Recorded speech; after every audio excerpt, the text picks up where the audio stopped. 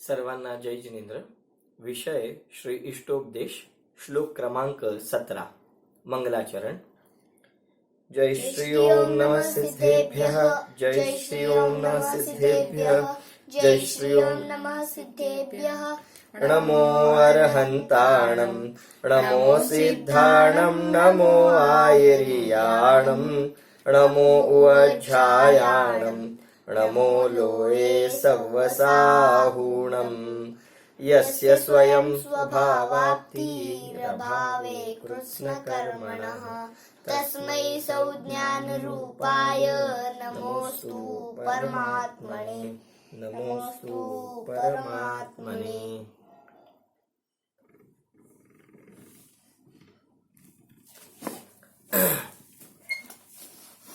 श्री पूज्यपाद स्वामी विरचित इष्टोपदेश ग्रंथाच्या आधारे आपण स्वाध्याय करतो आहोत. लहान मूल एक तासभर शांत राहण्याची किंमत म्हणून मंगलाचरण म्हणण्याचा हट्ट धरत असेल तर हरकत नाही. किमान त्यामुळे आपल्याला एक तासभर सहजरित्या स्वाध्यायाची निराकुलता मिळत असेल तर निश्चितच मंगलाचरण म्हणण्याचा हट्ट पुरवायला हरकत नाही. असा विचार करून आज आपण मंगलाचरणाचा लाभ घेतला. आता आपण स्वाध्यायास प्रारंभ करूया. श्री इष्टोपदेश ग्रंथामध्ये श्री पूज्यपाद स्वामी आपल्याला इष्ट उपदेश, आपल्या कल्याणाचा उपदेश देत आहेत. मागील 16व्या क्रमांकाच्या श्लोकामध्ये आपण ही धनसंपत्ती प्राप्त करीत असताना भलेही सांसारिक प्रयोजनांच्या द्वारे त्याची प्राप्ती केली जाते, तिला मिळवलं जातं, तिचं अर्जन केलं जातं, परंतु दान देण्याच्या हेतूने किंवा धर्मकार्य संपन्न करण्याच्या हेतूने या धनसंपत्तीचं अर्जन करणं योग्य नाही, उचित नाही, अशा प्रकारचा संदेश आपल्याला मागच्या श्लोकामधून मिळाला. दशलक्षण पूजेमध्ये सुद्धा एक खूप छान उल्लेख या बाबतीत आलेला आहे की दान दिल्याशिवाय गृहस्थ असो किंवा साधू असो दोघेही नाही लहे बोध को, म्हणजे ते दोघेही बोधीला म्हणजेच सम्यक ज्ञानाला प्राप्त होत नाहीत. म्हणजे श्रावक असो अगर साधू असो दोघांनाही दान दिल्याखेरीज बोधीची प्राप्ती म्हणजेच सम्यक ज्ञानाची प्राप्ती, मोक्षाची प्राप्ती, श्रेयस निश्रेयस अशा मोक्षाची प्राप्ती होणं शक्य नाही. आणि त्यावेळेला आपण विचार करू शकतो की गृहस्थ तर परिग्रहाने युक्त आहे, तो तर आहारदान, औषधदान वगैरे करू शकतो, तर मग मुनी तर अपरिग्रही आहेत, मग ते कोणत्या प्रकारचं दान देतील? तर निश्चितच ते सर्वात श्रेष्ठ अभयदान देतात आणि ते अभयदानाद्वारे सर्व जीवांची अहिंसा साधतात. त्रस असो स्थावर असो कोणत्याही जीवाची ते रंचमात्र सुद्धा हिंसा करीत नाहीत आणि त्यामुळे अहिंसा महाव्रतधारी असे मुनिराज अभयदानाद्वारे दानाची महती खऱ्या अर्थानं आपल्या जीवनामध्ये उतरवितात आणि त्या ज्ञानदान सुद्धा ते करतात. तर अभयदान ज्ञानदानाद्वारे ते इतरांना अनुगृहीत करतात, उपकृत करतात आणि म्हणून त्यांच्याकडून सुद्धा दान हे दिलं जातच. तर अशा प्रकारे हे दान यथायोग्य भूमिकेद्वारे दिलं जातं, परंतु त्यासाठी धनार्जन करणं योग्य नाही, अशा प्रकारचा भाव आपण मागील श्लोकामध्ये शिकलेलो आहोत. एक दोन गोष्टी या निमित्ताने खूप महत्वाच्या मी आपल्यासमोर स्पष्ट करू इच्छितो. पहिली म्हणजे ही सर्व चर्चा जी आपण करतो आहोत ती थोडीशी स्थूल अपेक्षेने करतो आहोत. म्हणजे जे दैनिक स्वाध्यायी आहेत, वर्षानुवर्षे स्वाध्याय करताहेत, त्यांना कदाचित या व्याख्यानांमध्ये जी नेहमी आपण सूक्ष्मता अनुभवतो ती एक वेळ नाही दिसली तरी हरकत नाही, परंतु बरेच लोक या निमित्ताने या प्रवचनांच्या निमित्ताने नवीन जोडले जात आहेत. तर त्यांना अधिकाधिक या प्रवचनांचा लाभ मिळावा आणि सहजरित्या त्यांना विषयवस्तू हृदयंगम व्हावी या हेतूने जे सहज सोप्या भाषेत सांगता येईल आणि खूप सूक्ष्म रीतीने सांगून त्या विषयाला थोडंसं कठीण वाटू नये याकरिता थोडंसं स्थूल रीतीने येथे स्पष्टीकरण करत आहे. आणि शिवाय एक गोष्ट आपल्या लक्षात आली असेल की आतापर्यंतचा विषय हा देखील स्थूल आहे. स्थूल याचा अर्थ जे पत्नी, मुलं बाळ, धन दौलत असे जे शरीरापेक्षाही बाह्यभूत पदार्थ आहेत, म्हणजेच जे उपचरित असद्भूत व्यवहारनयाचे विषय आहेत. आपण सर्वजण जाणकार आहात, या शब्दांचा आपण अर्थ समजू शकाल की जे अतिशय बाह्य स्वरूप असणारे, या शुद्ध आत्म्यापासून खूप दूर असणारे जे उपचरित असद्भूत व्यवहारनयाचे विषय रूप जे पदार्थ आहेत, त्यांच्यापासूनची भिन्नता या श्लोकांच्या मध्ये सांगण्याचं कार्य पूज्यपाद स्वामी करताहेत. आणि त्यामुळे निश्चितच विषय स्थूल असल्यामुळे त्याला स्पष्ट करीत असताना सुद्धा ती व्यवहारनयाच्या द्वारेच ही वर्णन पद्धती सुरू आहे. कारण हे सर्व पदार्थ सुद्धा व्यवहारनयाच्या अंतर्गतच येतात, कारण हा उपचरित असद्भूत व्यवहारनय आहे. आणि त्यामुळे हे सर्व संयोगी पदार्थ व्यवहारनयाच्या कक्षेत येत असल्यामुळे त्यांच्यापासूनची आपली भिन्नता सिद्ध करताना सुद्धा कथनचित व्यवहारनयाचाच अधिकाधिक अवलंब केलेला आहे. आणि तो योग्यही आहे, अनुचितही अजिबात नाही. आणि त्यामुळे थोडीशी विषयवस्तू स्थूल आहे, सर्वांना समजण्यासाठीच या प्रकारचा प्रयोग केलेला आहे. परंतु त्यामध्ये सुद्धा आपणा सर्वांना जे दैनिक स्वाध्यायी आहेत, खूप शास्त्र स्वाध्याय ज्यांचा झालेला आहे, तरी सुद्धा जे ध्यानाच्या लाभापासून अजूनही वंचित आहेत, किंवा ध्यान अवस्था साधत असताना ज्यांना एकाग्रतेची कमी जाणवते, किंवा आम्ही ध्यानाला बसतो परंतु आमचं ध्यान उत्कृष्टरित्या लागत नाही, किंवा ध्यानानंतर जो आल्हाद, कषायांची उपशांतता, चित्ताची स्थिरता आणि त्यासोबत अनुभूतीच्या निकट जाणं, ही जी प्रक्रिया आहे, हा जो प्रवास आहे, तो अजूनही आम्ही साध्य करू शकत नाही आहोत असं ज्यांना वाटतं, त्यांच्यासाठी सुद्धा हा आत्ता सुरू असणारा उपचरित असद्भूत व्यवहारनयाच्या विषयांपासूनचं भेद विज्ञान हा विषय त्यांच्यासाठी सुद्धा अतिशय कामाचा आहे. तुम्ही म्हणाल कसं काय, हे तर आम्ही खूप पूर्वी शिकलेलो आहोत आणि याचा आम्हाला चांगला अभ्यासही आहे आणि खूप चांगला निर्णय सुद्धा आहे. तर त्यासाठी माझं आपल्याला सांगणं हे आहे, अभ्यासी जीवांना, जिनवाणीच्या अभ्यासक जीवांना माझं हे सांगणं आहे की ध्यान जे लावण्याचा आपण पुरुषार्थ करतो आणि तरी सुद्धा ध्यान लागत नाही, तर ते ध्यान न लागण्यामध्ये किंवा ध्यानाचे लाभ मिळवण्यामध्ये जो काही कमतरतेचा भाग आहे तो फक्त 2 कारणांमुळे आहे. म्हणजे आमचं ध्यान यशस्वी होत नाही याची कारणं केवळ 2च आहेत. पहिलं कारण, लक्षपूर्वक ऐकावं, खूप महत्वाचा विषय सांगतो आहे. पहिलं कारण हे आहे की ध्यान लागण्यासाठी, चित्त एकाग्र होण्यासाठी, सामायिक करण्यासाठी आवश्यक पहिली गोष्ट आहे ती म्हणजे परापासून निवृत्ती.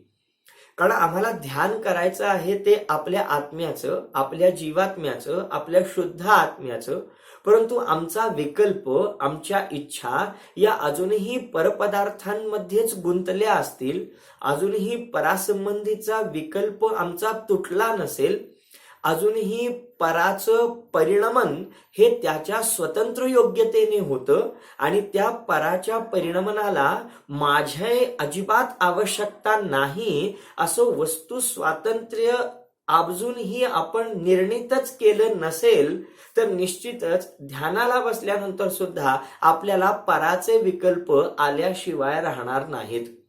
म्हणजे पहिली गोष्ट आवश्यक आहे ती म्हणजे परापासून पूर्ण निवृत्ती. आणि ती परापासून निवृत्ती होण्यासाठी पहिल्यांदा पराचा स्वभाव सुद्धा जाणून घेणं आवश्यक आहे. कारण जोपर्यंत मी परद्रव्याचा स्वभाव जाणून घेणार नाही, कुटुंब परिवाराचा स्वभाव जाणून घेणार नाही, इष्टमित्रांचा स्वभाव जाणून घेणार नाही आणि त्याद्वारे हे माझ्या लक्षात येणार नाही की त्यांचा स्वभाव हा अनित्य आहे, ते संयोगी पदार्थ आहेत आणि इतकं असून सुद्धा ते परिपूर्ण आहेत, त्यांच्या संचालनासाठी त्यांना माझी आवश्यकता नाही, मी माझ्यामध्ये स्वयंपूर्ण आहे, ते पदार्थ त्यांच्यासाठी स्वयंपूर्ण आहेत आणि त्यामुळे त्यांच्या संचालनासाठी माझी आवश्यकता नाहीये, अशा प्रकारचा पहिल्यांदा दृढ निर्णय झाल्याशिवाय मग त्यांच्यापासून विकल्प निवृत्त होणार नाही. आणि जोपर्यंत त्यांच्यापासून विकल्प निवृत्त होणार नाही तोपर्यंत तो स्वमध्ये अस्थिरूप होण्याकडे वळणार नाही. मग आम्ही ध्यानाला बसणार, एकांत शोधणार, ताठ बसणार, डोळे मिटणार आणि जेव्हा एकाग्र व्हायला पाहणार तेव्हा आम्हाला पराची आठवण येणार. कारण अजूनही परद्रव्याच्या स्वतंत्रतेचा, परद्रव्याच्या स्वतंत्र अस्तित्वाचा, परद्रव्याच्या स्वतंत्र परिणमनाचा अजूनही आमचा पुरेपूर पक्का पायाभूत निर्णयच झालेला नाहीये. आणि त्यामुळे निश्चितच आपलं मन तिकडे खेचल्याशिवाय राहणार नाही. ही झाली पहिली गोष्ट. आणि म्हणून मी म्हणतो आहे की ज्यांना ध्यान उत्कृष्ट साधायचं आहे त्यांनी, आणि जर ते यशस्वी होत नसेल तर त्यांनी पुन्हा एकदा या विषयावरती विचार करावा की काय माझा विकल्प, काय माझं मन हे परापासून निवृत्त झालेलं आहे, काय पराच्या कर्तृत्वाच्या अहंकारापासून माझं चित्त निवृत्त आहे, विरक्त आहे. असं चित्त विरक्त झाल्याशिवाय किंवा परद्रव्याचं संचालन मी करूच शकत नाही, त्यांचा स्वभाव माझ्यापासून पूर्णपणे भिन्न आहे, या परद्रव्याचा निर्णय झाल्याशिवाय, परद्रव्याच्या स्वभावाचा निर्णय झाल्याशिवाय माझा उपयोग स्वसन्मुख होणं शक्य नाही. आणि त्यामुळे मी सांगतो आहे की ध्यानाची यशस्वीता साधली जात नसेल तर पहिला मुद्दा हा असू शकतो की अजूनही आम्हाला परद्रव्याच्या स्वभावाचा निर्णय झालेला नाही आणि त्यामुळे उपयोग अजूनही तेथेच भटकतो आहे. आणि दुसरं कारण ज्यामुळे ध्यान साध्य होत नाही त्याचं दुसरं कारण म्हणजे, पहिलं कारण सांगितलं परामध्ये रक्तता, परामध्ये अनुरक्तता, परामध्ये अनुराग, की जिथे आमचं चित्त भटकायला नको आहे तिथे ते लागतं आहे. हे पहिलं कारण की ज्यामुळे ध्यान लागत नाही.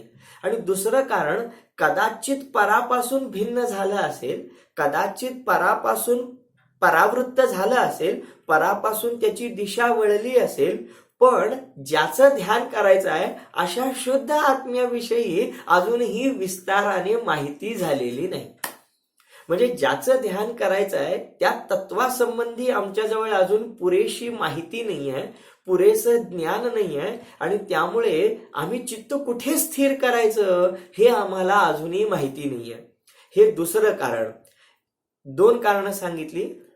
परापासून निवृत्ती झाली पाहिजे आणि ज्याच्यामध्ये चित्त लावायचं आहे, ज्याच्यामध्ये उपयोग स्थिर करायचा आहे त्या आत्म्यासंबंधीची भरपूर माहिती, ज्या तत्वाचं आपल्याला आश्रय घ्यायचा आहे त्या तत्वासंबंधीची माहिती, ज्ञान सुद्धा आपल्याला करून घेणं गरजेचं आहे. या दोन गोष्टी झाल्याशिवाय आपलं चित्त किंवा आपला उपयोग, आपलं ज्ञान हे स्वसन्मुख होणार नाही. जसं मुलीचा पिता हा मुलीचा विवाह करण्या अगोदर त्या योग्य वराचा शोध घेतो आणि त्याच्याबद्दलची सर्व माहिती काढतो. जिथून जिथून त्या मुलासंबंधीची माहिती काढणं शक्य असेल, त्या मुलाच्या घराण्यासंबंधी माहिती काढणं शक्य असेल, त्या सर्वांकडून त्याची माहिती घेतो आणि मगच निर्णय करतो की हा माझ्या मुलीला इथं द्यायला हरकत नाही. अगदी त्याचप्रमाणे शुद्ध आत्म्याचं ध्यान करणारा इच्छुक जीव सुद्धा सर्व प्रकारे पहिल्यांदा शुद्ध आत्म्यासंबंधी शास्त्राच्या द्वारे माहिती करून घेतो आणि मग ध्यानाला बसल्यानंतर त्याच शुद्ध आत्म्याविषयी चिंतन करता करता चिंतनाचा विकल्प तोडून त्यामध्ये सर्वथा अनुभूतीमध्ये रममाण होतो. लक्षात आलं असेल आपल्याला की या ध्यानाच्या प्रक्रियेमध्ये जे दोन अडसर उत्पन्न होतात त्यापैकी पहिला अडसर म्हणजे परद्रव्याची व्यवस्थित माहिती नसणं, परद्रव्याच्या स्वभावाचा निर्णय नसणं, आणि दुसरा अडसर ज्याच्यामध्ये आपल्याला स्थिरता साधायची आहे त्या शुद्ध आत्म्याविषयी आपल्याला परिपूर्ण माहिती नसणं. तर या दोन जर आपण अडचणी सोडवल्या तर निश्चितच आपलं ध्यान हे उत्कृष्टरित्या यशस्वी झाल्याशिवाय राहणार नाही. आणि मग जर असं असेल, जर हे आपल्याला पटत असेल तर मग आपल्या निश्चित हे लक्षात येईल की हा विषय की जो धन, संपत्ती, कुटुंब, पत्नी, मित्र, परिवार हे सगळे संयोगी पदार्थ यांच्यापासून आपलं चित्त किती दृढरित्या बाजूला झालं पाहिजे किंवा त्याच्या संचालनाचा विकल्प जोपर्यंत आपल्याला छळत राहील तोपर्यंत आपल्याला स्वात्मनिष्ठा किंवा स्वात्मरतपणा कधीही संभवणार नाही. तर अशा प्रकारे मी प्रयत्न केला आपल्याला या विषयाची महत्ता सांगण्याचा. तो जरूर आपण लक्षात घ्यावा, त्याच्यावरती विचार करावा आणि मग या विषयासाठी सुद्धा आपण अधिकाधिक दक्षपणे या विषयाचा निर्णय करण्यासाठी कंबर कसली पाहिजे. त्याशिवाय हा मोह, हे मोहरूपी भूत आपला पिच्छा सहजासहजी सोडणार नाही. ठीक आहे, आपण मागच्या श्लोकामध्ये धनार्जनासंबंधीचा विचार केला होता की ज्याच्यामध्ये दान देण्यासाठी धनार्जन करणं हे काही योग्य नाही, अशा प्रकारे आपण निष्कर्ष काढला होता. कालच्या चर्चेनंतर सुद्धा बऱ्याच प्रतिक्रिया, बऱ्याच जणांशी संपर्क झाला आणि त्यावेळेला त्यातून जे सार समोर आलं ते 2च वाक्यांमध्ये आपल्याला सांगतो की बरेच तरुण आमचे विचार करतात की आमचं हे कमवायचं वय आहे, त्यामुळे आम्ही थोडीशी धनसंपत्ती एकत्रित करतो आणि आम्हाला सुद्धा आमच्या धर्मासाठी करायचं आहे, आम्हालाही आमच्या धर्म प्रभावनेमध्ये आमचं योगदान द्यायचं आहे, परंतु आम्ही थोड्या प्रकारे ही पुंजी एकत्रित करतो आणि मग नंतर जेव्हा आमचं म्हातारपण चालू होईल तेव्हा एका वेळी आम्ही यथायोग्य दान राशी देऊ. तर त्याचं उत्तर असं आहे की हा विचार योग्य नाही. याचं कारण म्हणजे की जी श्रावकाची 6 आवश्यक सांगितलेले आहेत, देवपूजा, गुरुपास्ती, स्वाध्याय, संयम, तप आणि दान, ह्याच्यामध्ये दान नावाचं हे कर्तव्य प्रतिदिन, दिने दिने, दररोज करण्यासाठी सांगितलेलं आहे. आयुष्यभर धनार्जन केल्यानंतर मग त्यातला एक मोठा हिस्सा आपण नंतर धर्मकार्यासाठी प्रदान करणं, हे अशी कोणतीही परिपाटी, असा कोणताही संकेत आपल्या शास्त्रांमध्ये नाही. उलट अल्पस्वल्प का असेना, परंतु ते दान दररोजच्या दररोज देण्यासंबंधीची प्रेरणा आपल्याला शास्त्रांमध्ये प्राप्त होते. आणि काल आपण त्या सोनेरी मुंगसाच्या कथेद्वारे सुद्धा शिकलो होतो की दान किती दिलं जातं याला महत्व नसून, दान कितीही दिलं जाऊ दे हरकत नाही, परंतु ते कोणत्या भावनेने दिलं जातं आणि कोणत्या उद्देशाने दिलं जातं हे सर्वात महत्वाचं आहे. आणि तेच किंबहुना दानाची सार्थकता सर्वांशाने प्रकट करतं. ठीक आहे, प्रस्तावना खूप मोठी झाली. आज आपण या 17व्या क्रमांकाच्या श्लोकामध्ये श्री पूज्यपाद स्वामी काय सांगतात ते पाहूया. ही सगळी धनसंपत्ती आपण अर्जन करतो त्याचं महत्वाचं आणि मुख्य कारणच हे असतं की आम्हाला आमचा संसार चालवायचा आहे, आम्हाला सगळे इष्ट वाटणारे उपभोग आम्हाला भोगायचे आहेत. 5 इंद्रियांचे जे विषय भोग आहेत त्यांची प्राप्ती करून आम्हाला सुखपूर्वक जीवन व्यतीत करायचं आहे आणि त्यामुळे आम्हाला हे धनार्जन करणं भाग आहे. तर या संबंधी हे उपभोग आहेत तरी कसे, या सगळ्या धनसंपत्तीला आपण ज्याच्यासाठी खर्च करतो हे पदार्थ आहेत कसे, खरोखर ते आपल्याला सुख देतात का, या संबंधीची चर्चा या 17व्या क्रमांकाच्या श्लोकामध्ये करत आहेत. आपण पहिल्यांदा श्लोक पठण करूया. आरंभे तापकान प्राप्ता वतृप्ती प्रतिपादकान अन्ते सुदुस्त्यजान कामान कामम कह सेवते सुधीहि. या श्लोकाचा जो शब्दार्थ आहे तो अशा प्रकारे आहे. आरंभे, आरंभे म्हणजे सुरुवातीला, प्रारंभी.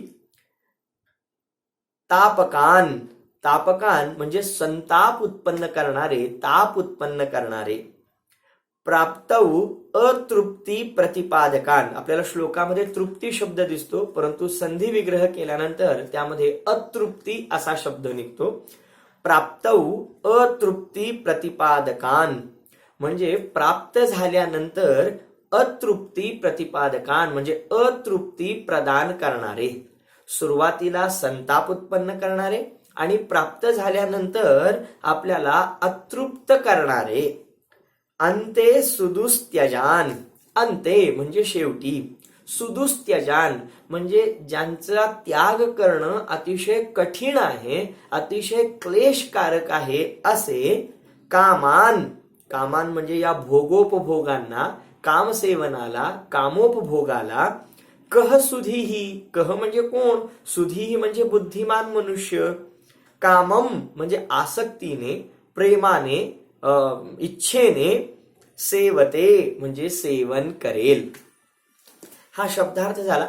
याचा सगळ्याचा अन्वयार्थ, सगळ्याची गोळाबेरीज अशी होईल की बाबा रे, असा कोण शहाणा माणूस असेल, असा कोण बुद्धिमान माणूस असेल की जो या भोगोपभोगांना, या सर्व विषय सामुग्रीला, हे जे 5 इंद्रिय आहेत, स्पर्शनेंद्रिय, रसनेंद्रिय, घ्राणेंद्रिय, चक्षुरेंद्रिय, कर्णेंद्रिय, ही जी सगळी इंद्रिय आहेत, या इंद्रियांना हवे हवेसे वाटणारे हे सगळे जे विषयांचे उपभोग आहेत, या सर्व विषयांना, या अनुकूल पदार्थांना असा कोण शहाणा बुद्धिमान व्यक्ती असेल की जो या पदार्थांना अतिशय आसक्तीने सेवन करेल.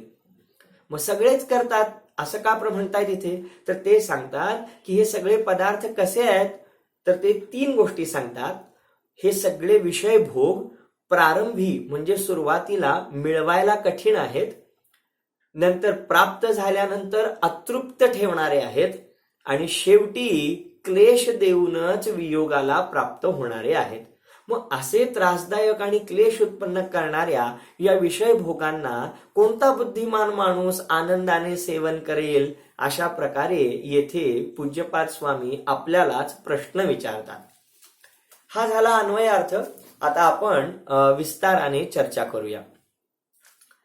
या प्रसंगी मला असं सांगायचं आहे आपल्याला की दररोज घडणाऱ्या घटना सहजरित्या घडत असतात आणि तरी सुद्धा आपण त्यांच्याकडे लक्ष देत नाही, आणि त्यामुळे त्याच्यामध्ये असलेला कार्यकारण भाव आपल्याला समजत नाही.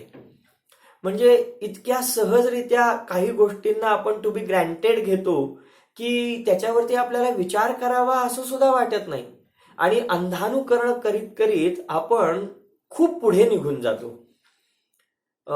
मी माझं हे सांगणं पटवून देण्यासाठी एक साधं उदाहरण आपल्याला सांगतो की आपल्याला गुरुत्वाकर्षणाचा शोध कसा लागला कल्पना आहे? बऱ्याच आमच्या तरुण मित्रमंडळींना याची कल्पना आहे की गुरुत्वाकर्षणाचा शोध त्या न्यूटन नावाच्या शास्त्रज्ञाने लावला. कसा लागला त्याचा शोध? तर असं सांगतात की तो एका सफरचंदाच्या झाडाखाली बसला होता. सहजरित्या त्याचा काहीतरी विचार चालू होता आणि अचानक एक फळ झाडावरून खाली पडलं.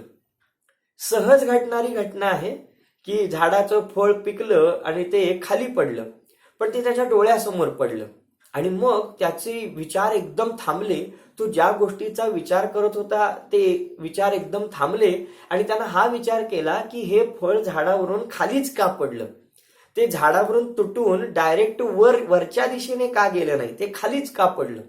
अशा प्रकारे निसर्गातल्या सहज दिसणाऱ्या घटनेमागे सुद्धा त्याने विचार केला आणि मग विचारांती त्यानं हा निष्कर्ष काढला की ते फळ झाडावरून खालीच पडलं.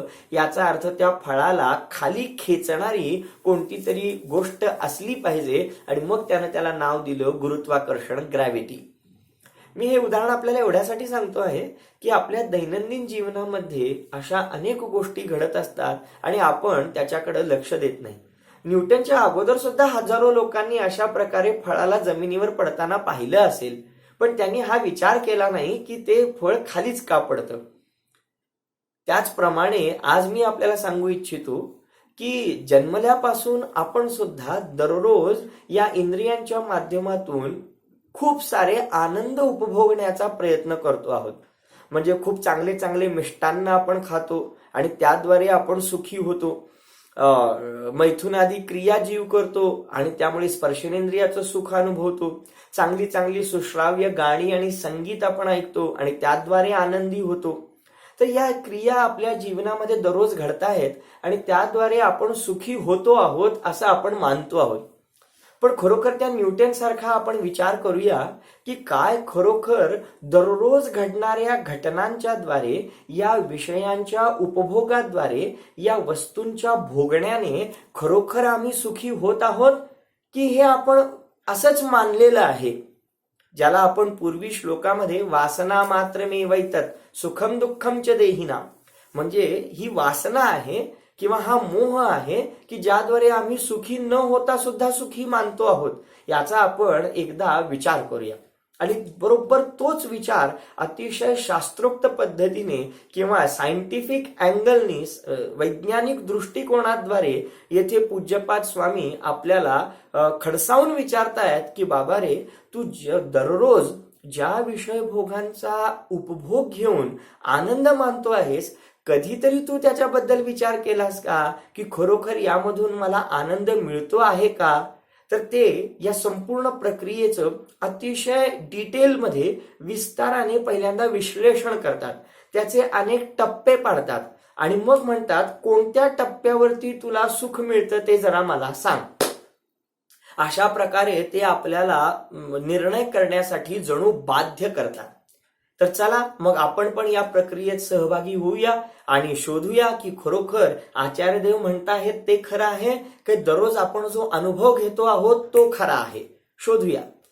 तर सगळ्यात पहिल्यांदा सुरुवात करतात की ज्या 5 इंद्रियांच्या विषयांच्या द्वारे, इथे जो मी सारखा विषय शब्द वापरतो आहे तो मराठी, इंग्रजी, गणित वगैरे ते शाळेतले विषय नाही आहेत.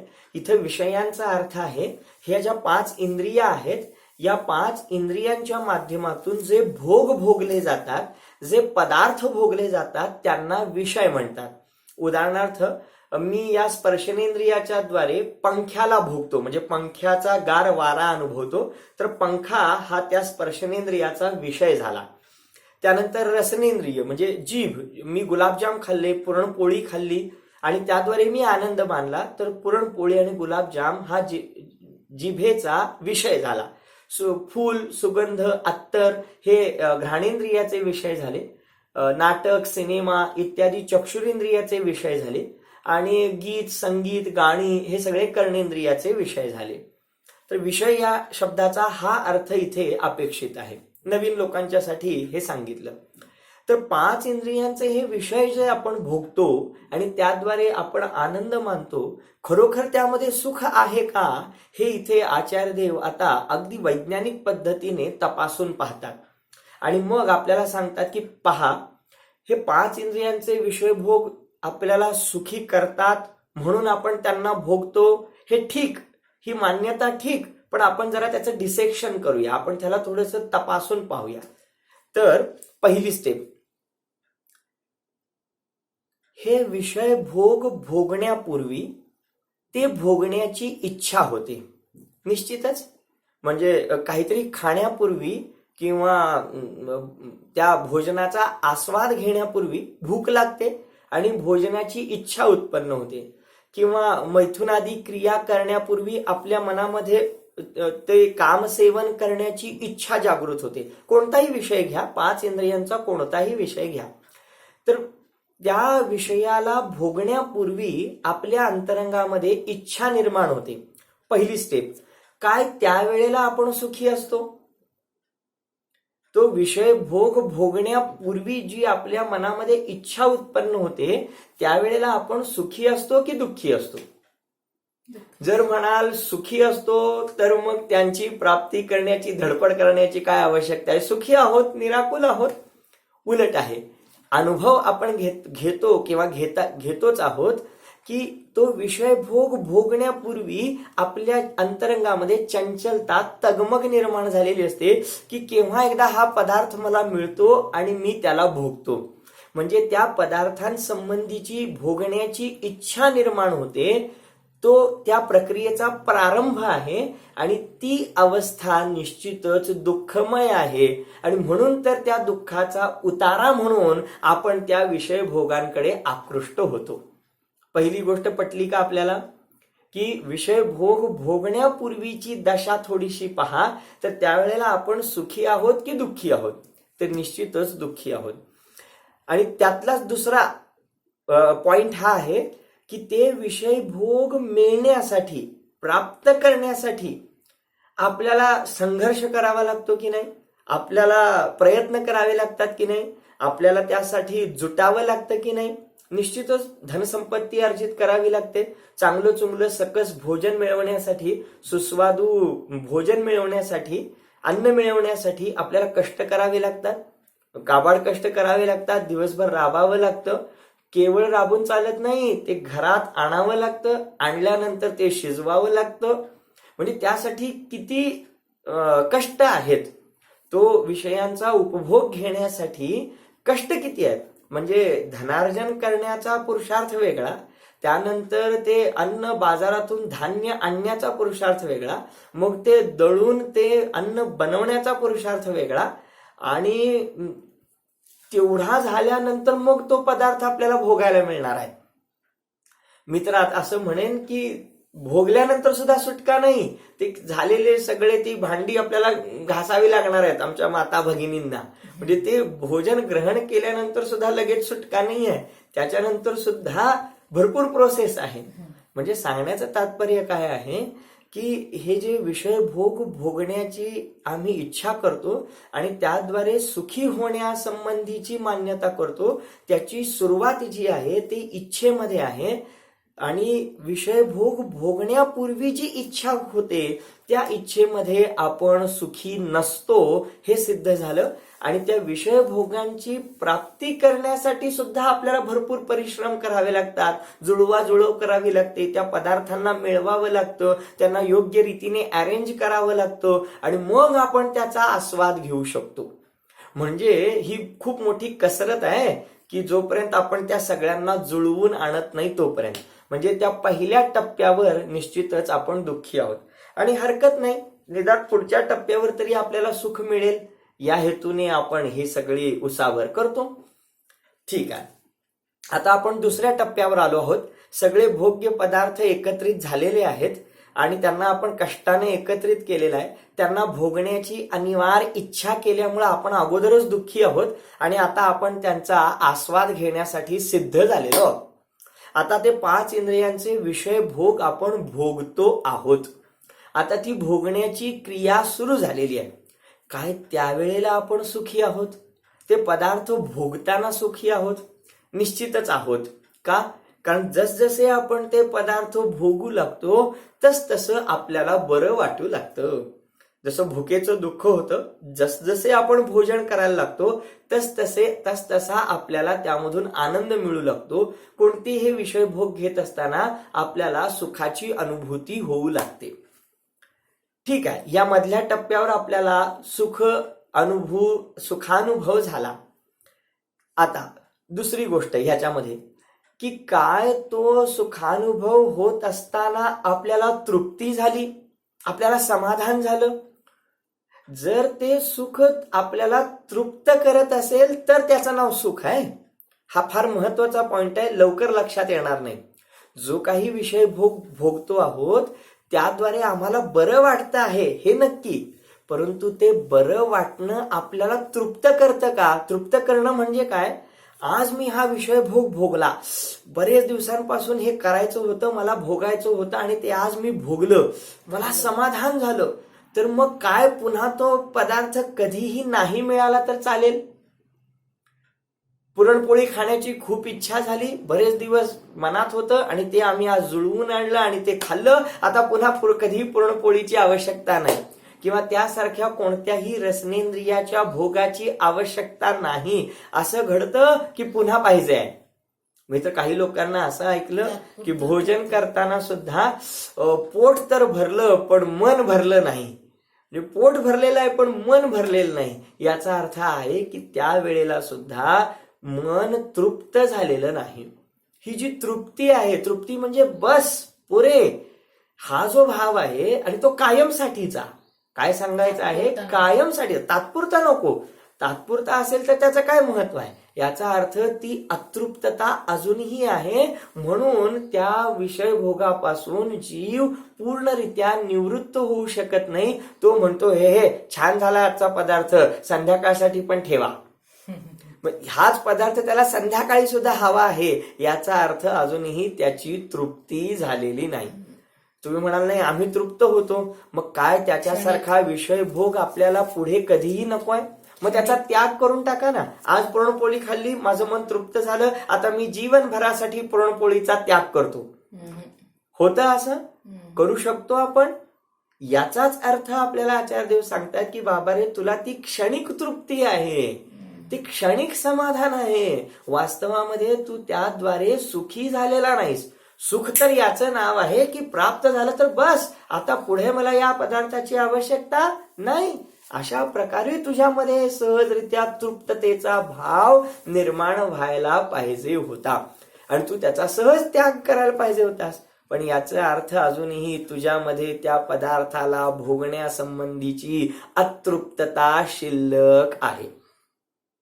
पत्नीचा भोग घेतला किंवा पत्नीने पती संबंधी भोग घेतले, मग जर खरोखर तृप्ती झाली असेल, कामसेवनाद्वारे चित्त शांत झालं असेल तर सदा काळासाठी त्याग करायला हरकत नाही. पण नाही म्हणतो, अजून आमची तेवढी स्थिरता नाही, आम्हाला हे भोग पुन्हा पुन्हा भोगायचे आहेत.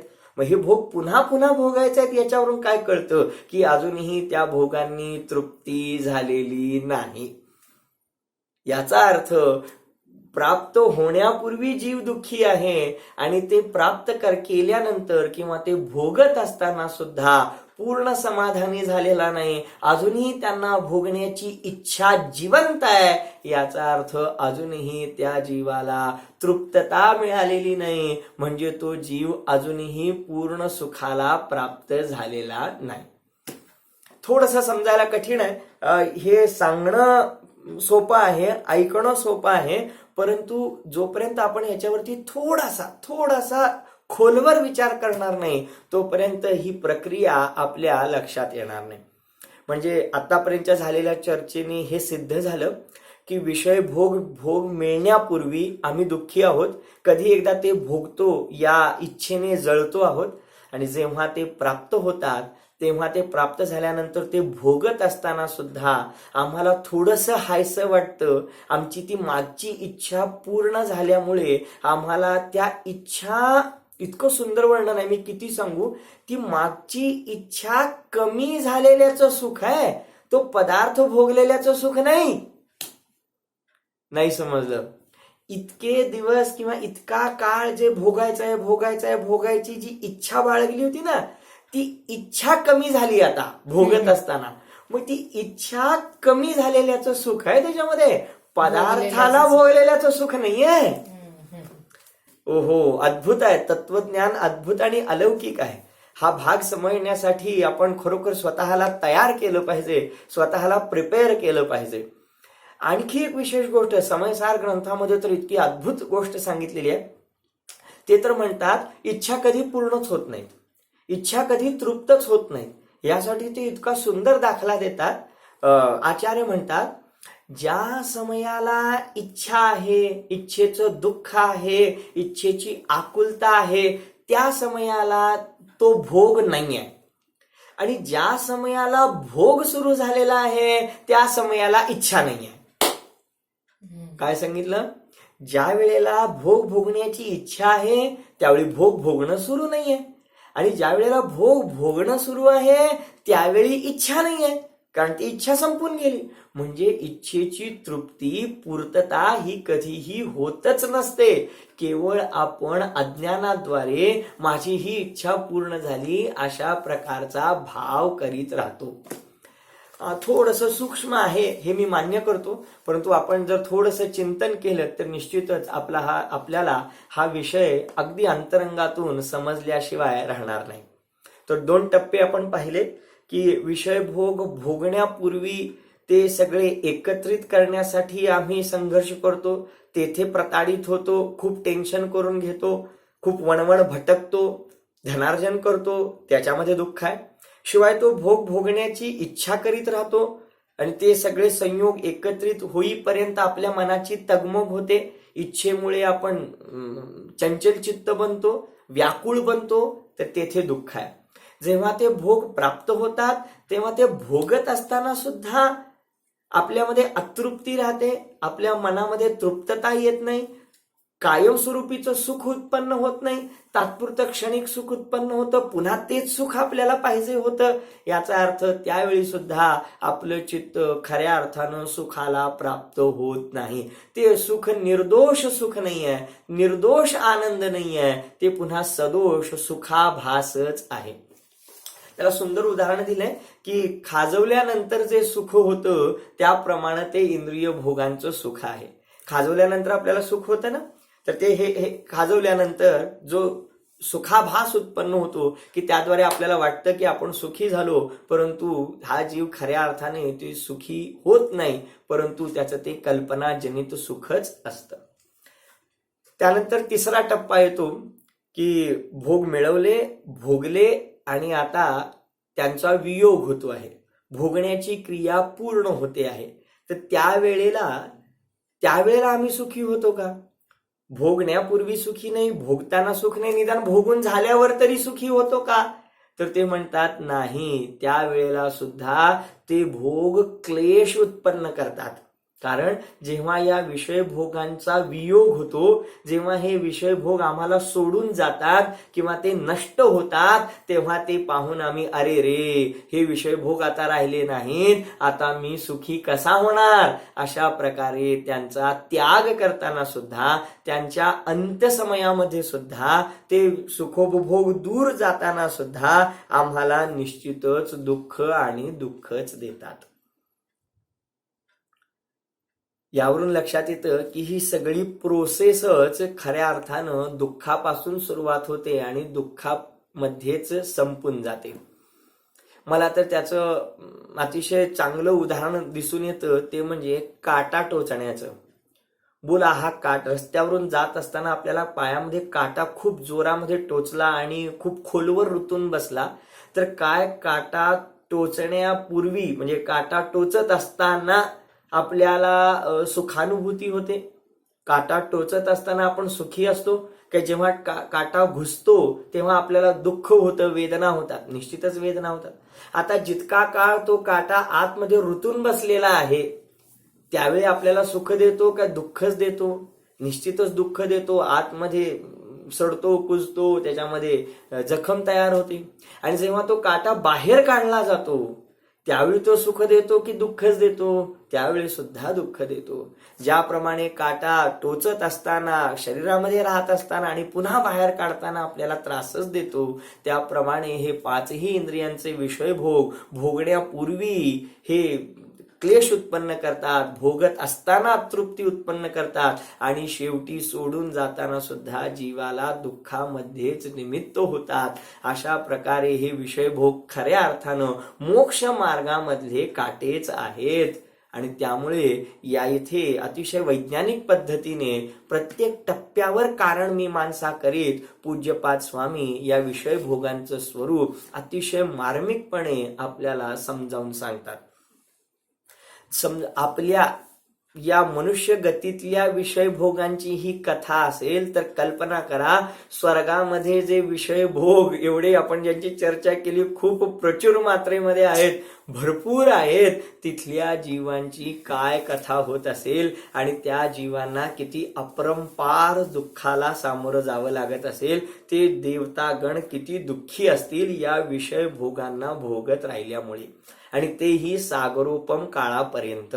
आणि म्हणून स्वर्ग गतीमध्ये सुद्धा खऱ्या अर्थानं सुख नाही आहे. कारण स्वर्ग गती, देवगती, मनुष्य गती, तिर्यंच गती, नरक गती या चारही गती संसाराचंच रूप आहेत, संसाराचाच भाग आहेत. आणि म्हणून कोणत्याही गतीमध्ये सुख नाही आहे. चारही गतींमध्ये दुःखच दुःख आहे, कारण चारही गतींचं नाव संसारच आहे. मग कुठे आहे सुख? तर या पाच इंद्रियांच्या विषय भोगांपासून भिन्न असा जो आपला जीवात्मा आहे तेथे सुख आहे. त्याची चर्चा आता पुढच्या अनेक श्लोकांमध्ये क्रमशः येणार आहे. म्हणजे पहिल्यांदा किती सुंदर वर्णन केलेलं आहे. जिथे जिथे आम्ही सुख मानतो आहोत या संयोगी पदार्थांचं स्वरूप पहिल्यांदा पूज्यपाद स्वामी स्पष्ट करतात. पहिल्यांदा त्यांचे अनित्यता स्पष्ट करतात, त्यांचा संयोगीपणा सिद्ध करतात, त्यांचा भिन्न स्वभावपणा सिद्ध करतात. आणि मग इथून बुद्धी हटल्यानंतर अरे रे, यामध्ये जर सुख मिळणार नाहीये, या पाच इंद्रियांच्या विषय भोगांमध्ये सुख मिळणार नाहीये, तर मग मी ते कुठे शोधावं? मग ते योग्य पत्ता सांगतात की बाबा रे, हे सुख हे अंतरंगामध्ये निहित आहे आणि तू अशा प्रकारे त्याची प्राप्ती करून घे. अशा प्रकारचा इष्ट उपदेश येथे आपल्याला आचार्य भगवान सांगत आहेत. हे सगळं समजावून घेणं खूप गरजेचं आहे. कारण जोपर्यंत आम्ही या पाच इंद्रियांच्या विषय भोगांमधली सुखबुद्धी नष्ट करणार नाही, निर्णय करणार नाही, जोपर्यंत या 5 इंद्रियांच्या विषय भोगांनाच आम्ही सुखरूपाने मानत राहू, तोपर्यंत आमचा अज्ञानपणा दूर होणार नाही. यामध्ये लगेचच आमच्या तरुण मंडळींकडून एक शंका येते, ती अशी की सध्या तर आम्ही या सगळ्या विषय भोगांना सोडू शकत नाही. या सगळ्या विषय भोगांचा त्याग करून, गृहस्थावस्थेचा त्याग करून मुनी दीक्षा घेऊ शकत नाही. मग आम्ही यांना कसे सोडणार? आम्ही अजून गृहस्थ आहोत, आमचं अजून भरपूर वय बाकी आहे. तर त्यांच्यासाठी हा विषय अतिशय महत्वाचा आहे की बाबांनो, जेव्हा या विषय भोगांचा परिपूर्ण त्याग होईल तेव्हा होईल, तेवढं चारित्र्य जेव्हा विकसित व्हायचं तेव्हा होईल. परंतु पहिल्यांदा हे 5 इंद्रियांचे विषय भोग सुख देणारे नाहीत याचा निर्णय तरी करू शकतो की नाही? सुख या 5 इंद्रियांच्या विषय भोगांचा त्याग क्रमशः होईल हे आम्ही मान्य करतो. पण काय या 5 इंद्रियांच्या विषय भोगांना भोगत असताना सुद्धा त्यांच्यामध्ये सुख नाही हा निर्णय सुद्धा करता येणं शक्य नाही? निश्चित तो निर्णय करता येणं शक्य आहे. आणि म्हणूनच कित्येक ज्ञानी जीव सुद्धा हा निर्णय झाल्यानंतर सुद्धा कदाचित पुरुषार्थाची अधिकता न झाल्यामुळे, चारित्र्य मोहनीय कर्माच्या कथनचित उदयामुळे काही काळ गृहस्थाश्रमामध्ये भोग भोगताना दिसतात. भरत चक्रवर्तींसारखे सम्यक दृष्टी जीव सुद्धा सम्यक दर्शन प्राप्त झाल्यानंतर 5 इंद्रियांच्या विषय भोगांमधली सुखबुद्धी नष्ट झाल्यानंतर सुद्धा काही काळापर्यंत व्रत घेण्याची शक्ती प्राप्त होईपर्यंत 5 इंद्रियांच्या विषय भोगांमध्ये रमताना दिसतात. परंतु त्यांना त्या 5 इंद्रियांच्या विषय भोगांमध्ये सुखबुद्धी असत नाही. याउलट हे सर्व सुखोपभोग माझ्या बुद्धीने निर्णित केलेले आहेत की यांच्यामध्ये सुख कधीही प्राप्त होऊ शकत नाही. आणि मग हा निर्णय झाल्यानंतर सुद्धा ताबडतोब यांना सोडण्याची अजूनही तयारी आणि शक्ती झालेली नसल्यामुळे काही काळापर्यंत ते गृहस्थाश्रमामध्ये या सर्व सुखोपभोगांना भोगताना दिसतात. आणि म्हणून या युवा पिढीला माझं हे सांगणं आहे की लगेच आमच्यामध्ये ही शक्ती नाही, आम्ही लगेच व्रत घेऊ शकत नाही, म्हणून आम्ही हे तत्वज्ञान सुद्धा शिकू शकत नाही, हे काय आम्ही आमच्या जीवनामध्ये अंगी बाणवू शकत नाही, अशा प्रकारचा अविचार आपण करू नये.